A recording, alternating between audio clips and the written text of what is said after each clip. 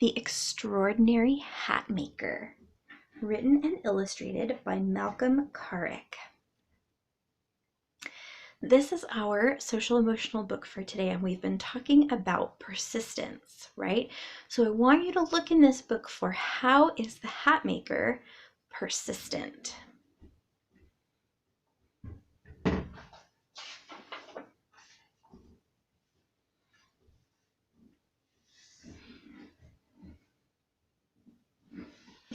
Once there was a man who made hats.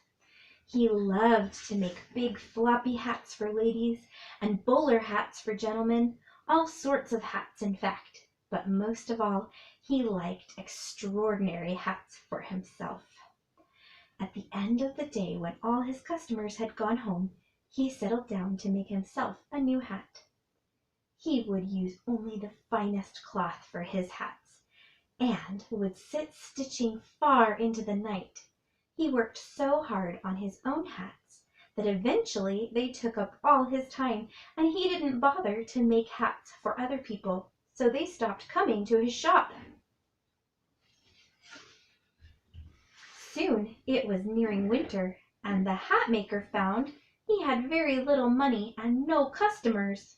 "Oh dear," he thought, "soon I shall have no money left to buy materials for my extraordinary hats." But just then a letter was delivered. It read, "To all hatmakers, a grand competition for extraordinary and peculiar and also useful hats is to be held next Saturday in the town hall. The winner will receive lots of money and a medal from the mayor." "I'll enter that," the Hatmaker decided. "I'll make the most extraordinary hat the world has ever seen." The Hatmaker started thinking and drawing right away. He worked very hard on a special top hat. He made it taller and taller and taller. "There," he said, "that's extraordinary." But when he tried it on, he found it was very heavy, and it wasn't much good for walking through doors. That's no good, he decided. Next, he tried a different shaped hat. He took yards of material and folded it carefully and stitched and stuck it up into a very odd floppy shape. But when he tried it on to see what it looked like, he couldn't see where he was going. "No good," he sighed. The Hatmaker was starting to get worried. It would soon be the competition. If only he could think of something really extraordinary. Then he remembered he had lots of feathers. So he collected all the feathers he could find and made a beautiful feathery hat. But the trouble was with feathers is, achoo! That was no good.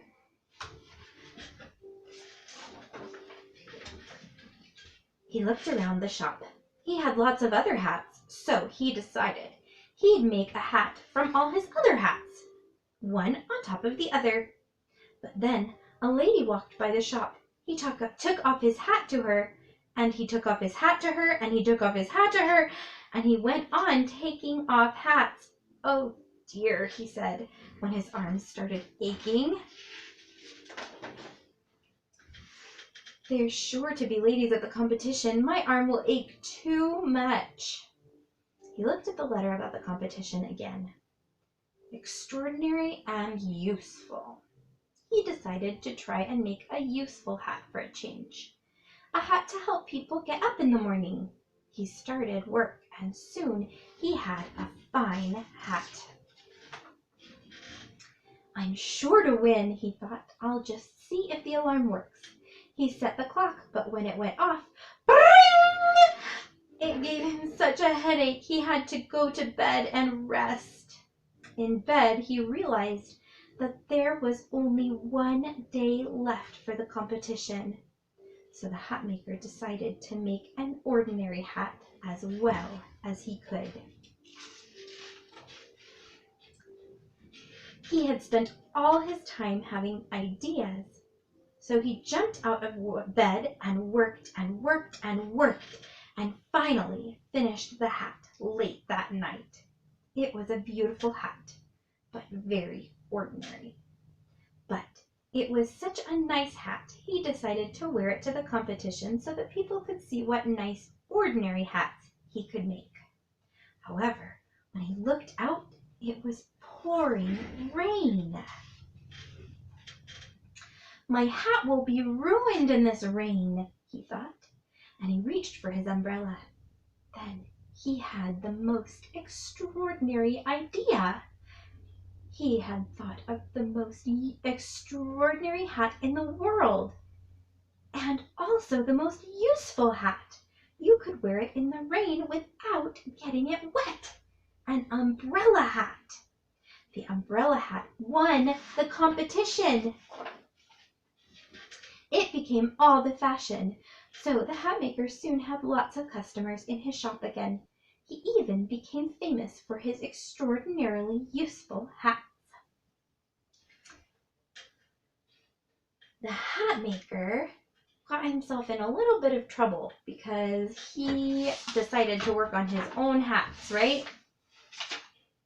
And then he ran out of money because he wasn't working on things for other people. But then there was this competition and he was like, I can do this, right? But the first hat he tried didn't work out. And the second hat he tried, it didn't work out either. Or the third one, or the fourth one,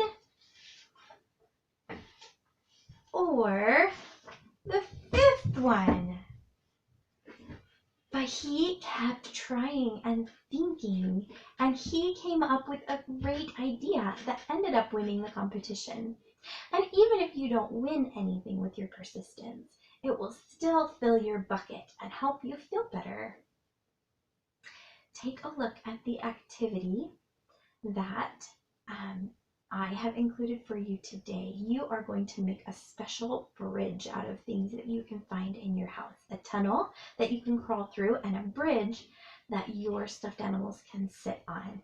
And it might take you a few tries, but that's okay. It's about being persistent. And if you get it on the very first try, I want you to see if you can make another one. And does that one work out too?